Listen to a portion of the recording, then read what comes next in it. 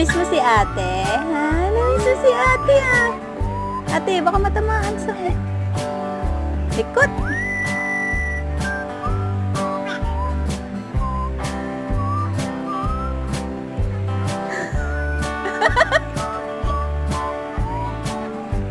Bawang at luya, tsaka tubig, ipapadede mo sa kapatid mo.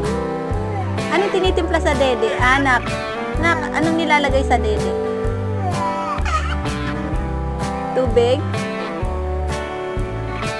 Bawang at luya, tsaka tubig ulit. Anong lasa nun, nak? Anong lasa nun? Masarap ba yun? Paano yung milk?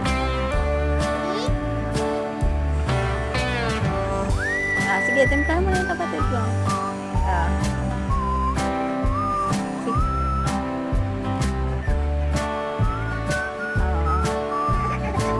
Gagalit na siya.